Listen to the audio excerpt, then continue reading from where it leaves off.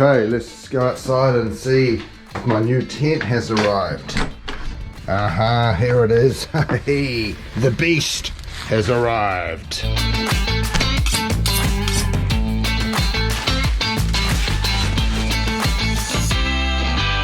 I know this is going to sound really weird, but I'm actually quite excited about seeing what's in this tent and see how it fares out in the wild. Instructions. Warning. So the tent comes with these hard, long things. It also comes with these short, spiky metal things. And you'll be pleased to know it also comes with some fabric-y thing. I wonder where I could go to really test out this tent, put it through its paces, and see what sort of strength and value you get for a massive $18. I know.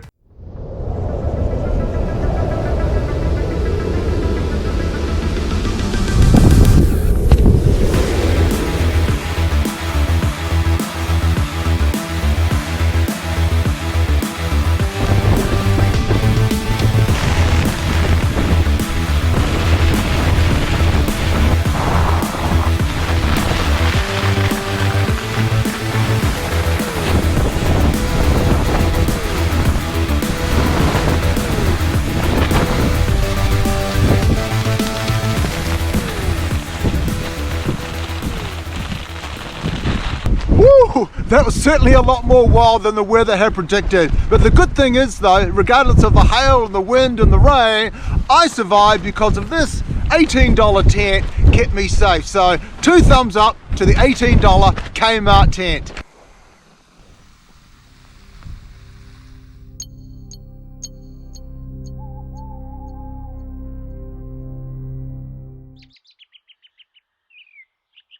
Before I get into the likes and dislikes of this tent, if you like these types of videos and would like to see more, can I please ask that you subscribe to the channel, and that'll make sure you don't miss out.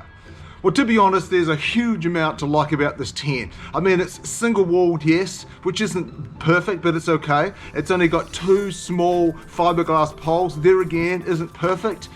It's got no guy lines. That's right, no guy lines. But regardless of that, this tent held up in driving rain and hail and ferocious winds. And so that alone, I think, deserves a... So at only at 1.45 kgs, it certainly punches above its weight.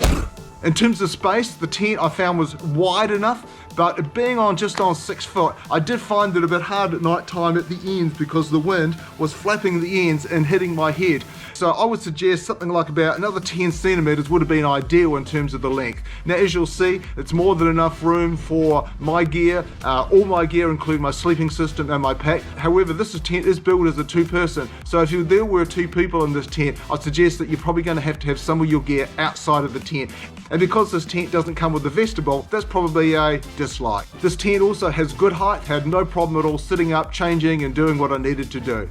This tent has 3 forms of ventilation, 1 at each end and also 1 at the ceiling vent, but I did find that the ceiling vent and the back one was really hard to be able to shut off, if not impossible, especially on the vent at the top, which allowed, with the driving wind and the rain, water to come in, which wasn't ideal at all. There's actually 3 small things I like about this tent. One is it's got double doors on the front, so what that enables you to do is open up the zip, and then it's got that mesh there which allows the nice cool air in summer to come through, but it doesn't allow the bugs to come in as well. Another thing is it's got non-rattle cord zip holders, which is really good, especially when it's windy. The other thing, it's got a ceiling hook for your light, which is also a great addition. The tent only comes with 4 small puny pegs, which in the terms of the weather that I was in was absolutely useless. The big elephant in the room is, would I give up my $1,000 tent for this $18 tent and all the trips I go on? And the answer is categorically no.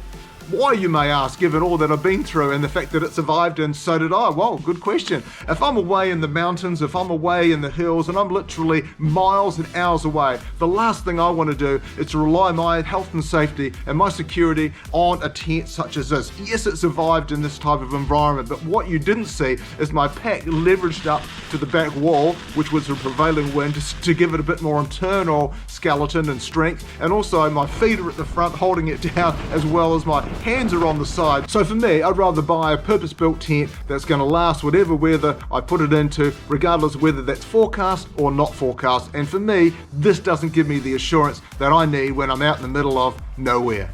However, where it does come into its own, I believe, especially if you're camping, you're driving to a camping spot and your car is literally right next to your tent, I think that's ideal.